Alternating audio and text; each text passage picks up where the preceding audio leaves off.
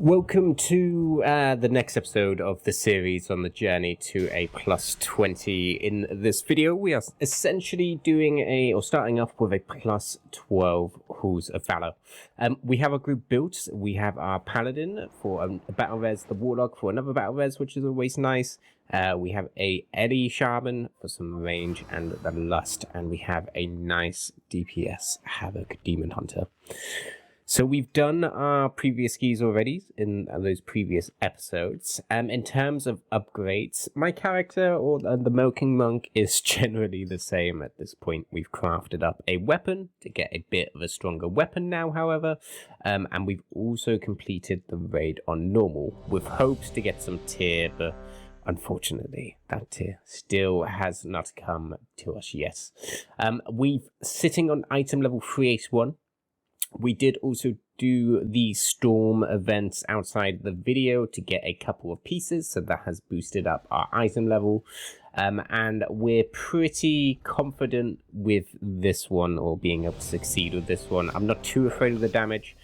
I am much happier to be tanking this on a spiteful tyrannical week. The trash should fall over, but there can be some awkward mechanics with quaking in this dungeon.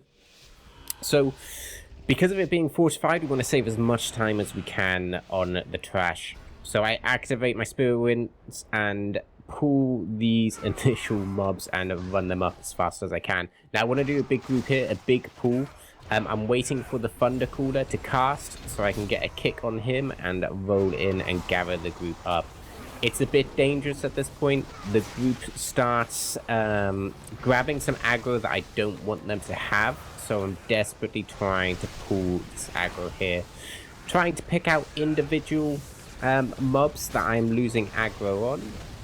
I think we may... I'm not too sure if we do wipe here at this point. Or if we get it nice and clean. We get the Dragon's Breath, the Drake is up, Touch of Death on him, one last champion. Because of all those spitefuls, I try and put them out of the group. So, nice first pull. Pretty good damage overall. A bit spicy. Again, my damage being so low means it's gonna happen. I'm gonna just lose that aggro.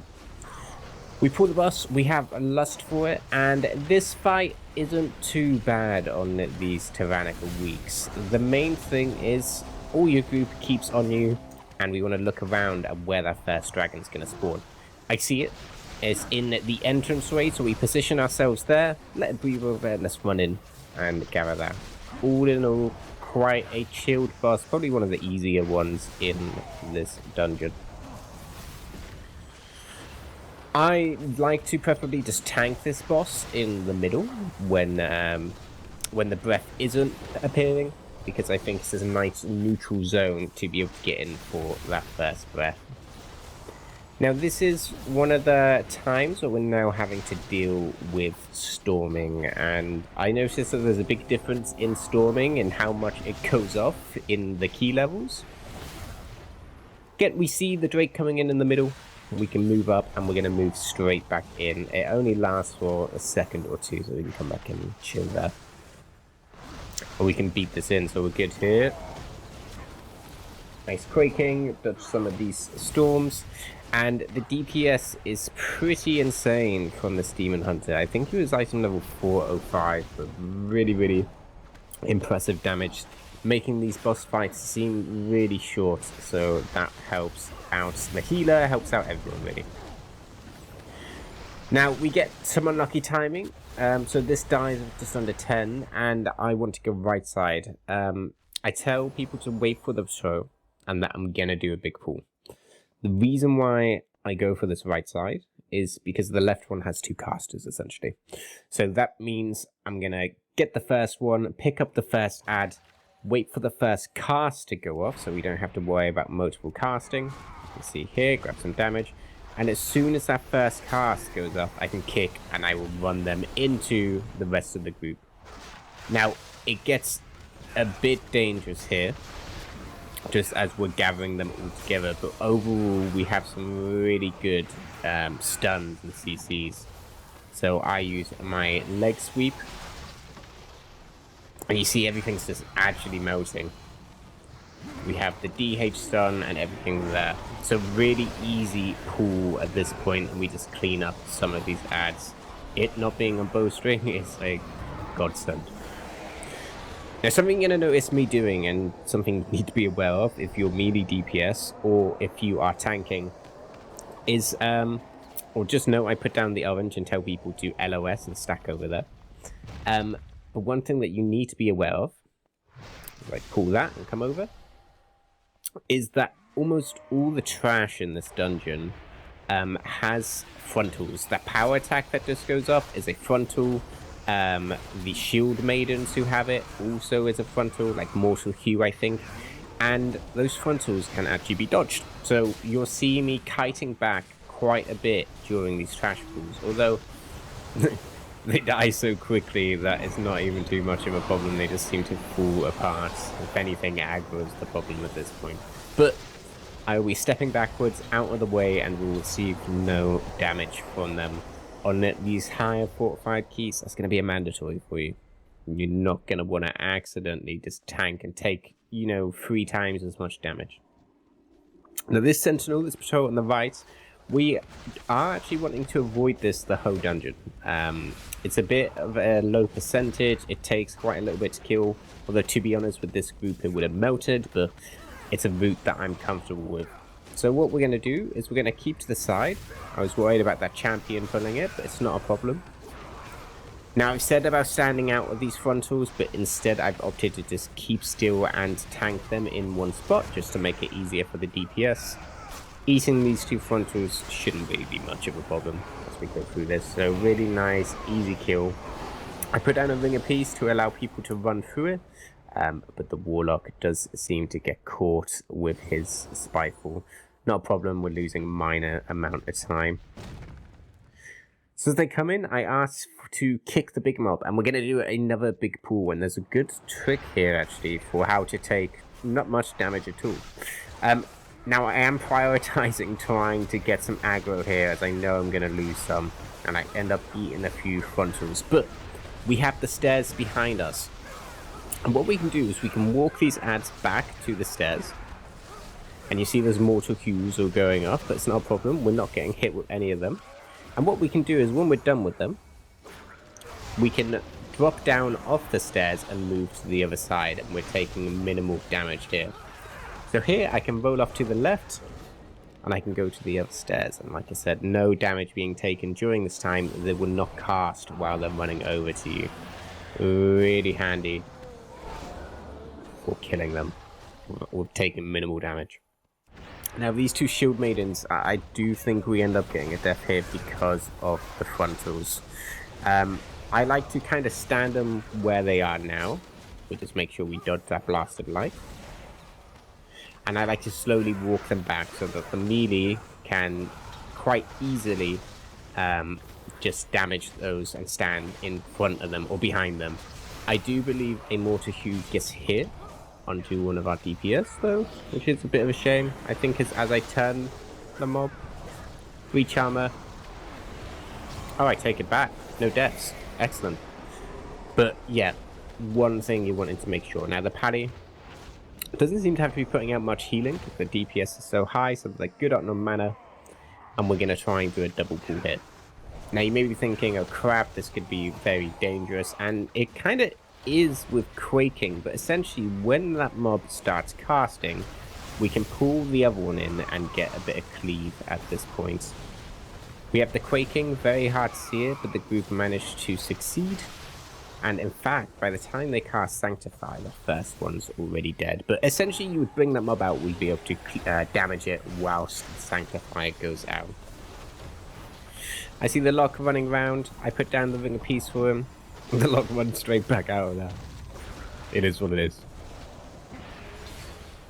We finish off this mob. Straight into the first boss, and at the moment we're making some really great time. We can come over. The healer has mana. And it's all good. Now we're going to bring it over to the lightning side first. Although it's not too hard of a boss. There are some healing checks in vogue, so you want to make it as easy for a healer as possible. Make sure you're rotating your defensives. And on top of it, with it being quaking, it can get really tight in the bubbles. So you'll notice that I stand quite far back in these bubbles purely because I know that my damage is going to be the least out of anyone's. So as long as I'm keeping aggro here, I'm happy standing back and not DPSing for a bit if I need to. We turn the boss, we bring the shielded light, and we come back, not a problem. Now, Sanctify, a lot of melee struggle hitting this, so there is actually a pattern that's really easy to follow for the Sanctified orbs. Essentially, we look where it faces, and we go to the first corner of the boss for 2 hits.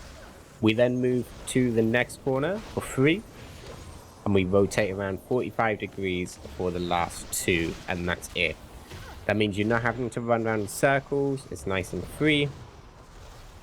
We take a bit of damage there. I didn't really pop a defensive for it like I should have.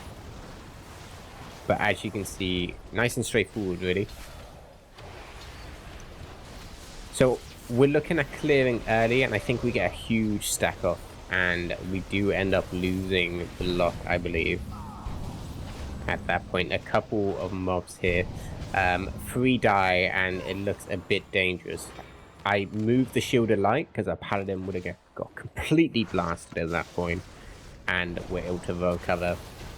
Now the paladin does put out the res, and it's not accepted on the warlock straight away, and I did wonder whether he just waited for the combat to do and take a normal res, but I have a feeling that he used up the combat res anyway. 2-1, yeah. So he took the combat res after the boss was killed, which he should have waited for it, cancelled the res, and just accepted a normal one, but it's minor. So nice and clean, a few deaths on there, down to the triple quaking stack. Those are the dangers of it, but the healer did great to keep everybody up. Now we get some really unlucky timings with this patrol. Hopefully we could have just gone ahead and pulled it, but I didn't want to risk it. I perhaps could have ring a piece them over to the edge, but since our timing's going really well and there's a double caster, I just didn't want to risk having that be pulled in. So I wait for it to go past, and I bring him in. Again, this may want to be kited at a later point, but just because I know the group's damage is so high, I opt in to just kick everything and let everything stay in the same place. Even the Rune of Healing, that's not really a prio kick. It doesn't do enough healing for it to be really needed. I ring a piece, allowing us just to run through. And I swear we get the worst quaking procs, because as we go through the portal, it comes up again. Now, a lot of people avoid this Drake. However, I think it does give some decent percentage. So you can see it gives 3%. And although some people think it's a bit of a waste of time to kill one mob by itself, I prefer it over the other options of what we could kill instead of it. So we're going to kill this. I touch of death it just to make sure it dies nice and fast, and we move on to Venfir. We're going to skip all of these mobs because they're just a bit annoying and not worth too much of their percentage. And you may be wondering where we're going to get that percentage later, and we're going to be doing a big pull. But for now, I see the locks falling behind a little bit. I don't want to pull whilst he's not here, or they're not here. Okay, great. Let's go in. Let's pull Fenrir. So, we spread out for the first jump. Not too bad. And just one bleed. I don't even know how. I don't know if a bubble was popped or why I only jumped onto one. Claw Frenzy. You want to make sure you're stacked to soak that up. If you're not in that circle, you will be getting into some trouble. You'll see on the left, the Shaman does stay out of a couple, I think. That is going to hurt a lot. As a tank, just make sure that you are keeping the boss, or even moving the boss to people when they regroup. Because it's something that's often overlooked. Let's be clear there. Especially in the second part of this fight where the boss is running around and jumping around, you're wanting to regroup whenever the jump isn't activated. Now, I perhaps could have double hauled here, but it's worth noting that these wolves, deal more damage the more that they're grouped up. So I think it's 20% more damage every time they're next to an ally. So I think that we're great on time. We have plenty of time on our side. Let's just kill the first pack and then we'll bring him into the second.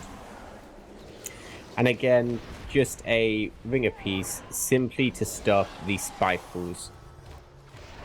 Now, I could have saved it for the wolf jumps and put them on our range to avoid that, but I know they're not going to be one-shotting anyone, and with us having a pally healer in place, we should be absolutely fine. Pally's absolutely fine in mana. And I just make sure that we get past. I see the Warlock is having a bit of trouble, but as we're okay, I'm going to opt to pull in the boss. And we get some lust timing on here. Now, they do the leap at the same time as storming, and if you look, we see some massive bleeds on us. It's a bit scary. Storming almost goes off as well. I keep saying storming, I mean thundering. Thundering almost goes off at the same time. Center blood comes off. It's a very messy start. The paladin, I believe, ends up having to bubble. He uses Divine Steed. Just note that when you're getting chased, it does give you a massive speed boost, so you don't have to worry about that. Now pull everybody in again, or bring the boss in towards the casters, or to the main group, just to make sure that we are together for that Claw Frenzy, because that can destroy us. You'll see that I decide to opt him in, bring him a bit closer to the Shaman, just in case.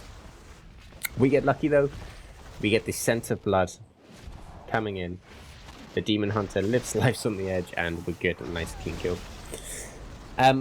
I opt this route. A lot of people automatically run back the other way, so I have to tell everybody we're coming this way, tell them to wake up, that we're heading this way a bit, and our healer's going. Put a smiley face to know it's all good, don't worry about it, and we go this way. Now, the reason why is because these bears, the grizzlies, they actually give fantastic percentage. We have our speed buff, meaning that we can pick them all up nice and quickly. It's on Tyrannical week, so I'm not stressing about it. Now, I do hope or wish that people would let me get a bit more aggro first, but it's okay. I managed to pick off some of these stragglers here.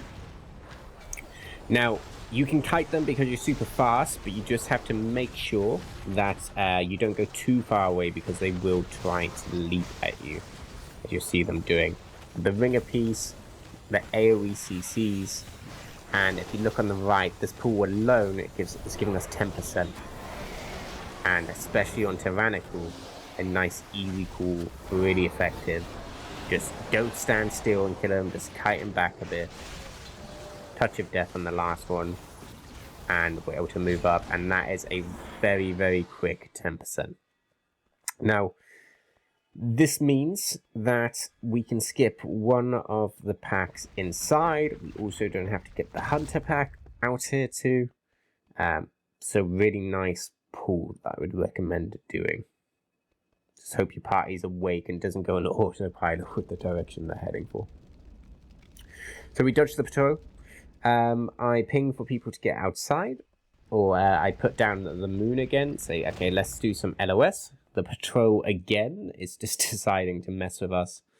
And I had a lot of trouble pulling the back mob. And I don't know what it is. I don't know whether it's just a distance thing for aggroing it or what. But I even throw a brew thing, a keg on it, and it still keeps their casting. So really annoying for it. So I run forward, do a kick, and then I drag it back. And the main thing I'm dragging stuff to is to the marksman, because I know they cannot be moved.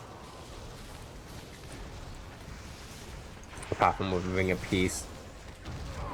So So we get our kicks off, we stop that. Marksman, the only thing you want to try and cancel is penetrating shot. That's a big hit towards the tank, but very easy to do.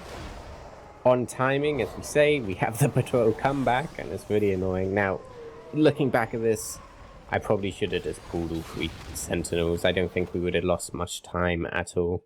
But for the nature of what I would do, our higher keys, we have the speed boost, we pick up these sentinels, drag them back a bit, and very easily work them down. And with the speed boost, this is nice and easy. And this gives us the perfect percent to be able to go up top. Now, I am gonna do the beer tactic, where we're gonna kill the ads together. So that's something to be aware of. I will talk about exactly how that's done as we go up, and Quasi, the YouTuber, has a really good way of doing all of them at once. But we're just going to do it with one, because it's a lot easier to do in a pug. So I grab the beer, I come back, the Warlock puts a clutch portal down, and we run up top. Now this is looking like a really good dungeon, but it does go disastrous. Spoiler alert. In a little bit, so we'll have to keep an eye on what happens then. But we're 18 minutes left, and it's looking like a confident +2 at this point, or possibly a +2 in it. So these beers allow you to fight more than one of these mobs at a time, and the tactic that you do is you speak to a mob and you throw the beer onto the other king. So you'll see I speak to them, I click on the other king, and I will pull them over. That means that the mob will aggro the other NPC, and you will see it will start actually hitting Ranulf that you see there, and it will start doing damage. So not only does it assist you with doing damage, but once the cycle, the debuff goes, it will actually be able to be talked to. And we kill it so fast, actually, that we don't actually get to at the same time. But what it does mean is I can taunt, and I can actually ping up King Bjorn at the same time, so we're doing a double cleave here. And we're going to bring both of them up. Now, you still can't talk to the third, but essentially we are always killing 2 at the same time, as long as we don't kill them too fast. And because people's cleave are really good in this, they actually do die at the same time. So, which is fine, we end up killing the last boss, or the last mini-boss by itself here. These do scale or fortified, so not too bad to kill. And we grab the last one, and I try to move them just away from the shades so people can freely DPS. And walk them back a bit. Now the only thing we have is the ancestors, but really easy for us to deal with that. I paralyze that one and we carry on with our business. We have fear as well if we could get more. But very nice and easy, and you see our percentage just tips over to just over 100% of there. So things are looking good. We're making good time. Chance for a 2 key, and overall I think the tanking has been fine, and I know that I can push a little bit more in this case. So we wait for the shield, we pick that up, and I want you to check something out on this pool, and I don't know if you can tell me what went wrong with it or why it happened, but essentially the shield that I pick up ends up being dropped while I'm channeling the ability, and I have no idea why. My action key isn't bound for the extra action, so I don't know why the shield itself is actually dropped off me. No idea. So the boss is going as normal. We have a great time. Ragnarok goes, I click it, I then decide, okay, let me use some abilities as we go through this, and it drops. And we have no idea why that happened. Looking back, I've even checked my abilities just below my name, or my name, below my health bar, and there's nothing there that tells me why it drops. I don't click on it, I don't do anything, and in fact, this happens another time. So I presume it's just bugged, unless you can tell me why it may be doing that. So what we do is we opt for just standing there, not using any abilities, and just channeling the shield itself. Now, I know you can use abilities. I've done this key loads of times on my Demon Hunter, but perhaps it doesn't like channeling. So you'll see I just end up clicking on it.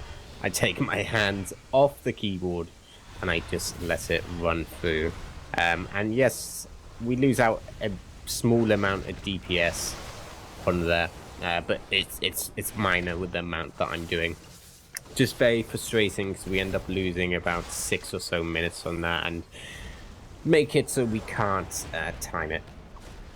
Now, the rest of this boss fight is pretty straightforward. We're just blowing these up. We're keeping away, aware of thundering. I probably should have moved the boss further away from the puddles here, because we end up being in a bit of an awkward position, but I'm so focused on casting the shield and not pressing any of my buttons, and that is what I go about. So I just get my shield up. And here we go in the next Ragnarok. I do the same thing. I'm a horrible clicker for it.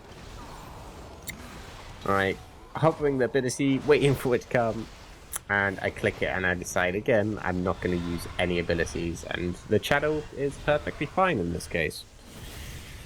So I'm tempted to go into on some easier modes and just play around to see what it could be. I haven't actually googled it yet, so that's probably worth doing. Aegis comes up. Bit awkward positioning with the pools, but it's fine. I believe I just end up stunning those two, and the mob dies very closely. Now, the pally doesn't have the weak aura. It's annoying that Blizzard basically forces you to get the weak aura, because I find it very difficult to see where that paladin is when it does have storming or thundering. So here we still don't know why, and I don't want to remind, this is a bug, by the way. I have no idea who these players are, but they were probably not very happy with me. But the key's still being timed, so it's okay here. Now here I tell the group to bait the cast. Now what I mean by that is I put a couple of markers, and the swords come down from the sky and then blow out the orbs. So what you can do is, if you bring all your players up and hopefully not get hit by quaking behind the boss, it gives you tons of room to work with later on in the kill. So you will see the lock gets the first sword that comes down. We dodge out of the way of that. So again, not in the way at all. The second comes down. Now it would have been best if it was behind it, and we get the obliterator. I just move him away from the sword, and I taunt because I'm expecting to move speed, and we kill them, and luckily we get another kill here. Now you can go back again if you're wanting to bait the sword out again, but actually it works out okay. And for some reason we get 2 swords. No idea why at all. We have the brands. Now this is one reason why I don't like being marked, because I'm supposed to see that I'm purple somehow. We kill there, we lust, and we have enough DPS to bring down the mob. Now we get really close to thundering going off, but luckily it's cleared. We're able to take it out and complete the run, and this boss stays aggroed for ages. Again, it was a bit of a buggy run, not too sure why, but overall a good key, and I was happy with how it was in the end. Unfortunately, 2 neck pieces drop that are slightly lower level than mine, and if I wasn't planning on getting the lariat, I would have probably gone with it and asked for the key, but the plan of the level wearers getting those drops did not work out this session. So hopefully you enjoyed that. I think we end up with a 13 temple key that I might run in it. Let me know in the comments whether you're actually interested in seeing that, as I know we did a temple previously. So if you want that skipped, just let me know. Or actually, if you want to see that, just let me know in the comments. Hopefully you've enjoyed this one, and you've learned a few bits and different ways to actually path the dungeon. The main focus, just make sure that you are dodging and you are stepping back and you are kiting those mobs in there. But a really good dungeon overall. Hope you're happy with it. So take care, and I will see you in the next video. Peace.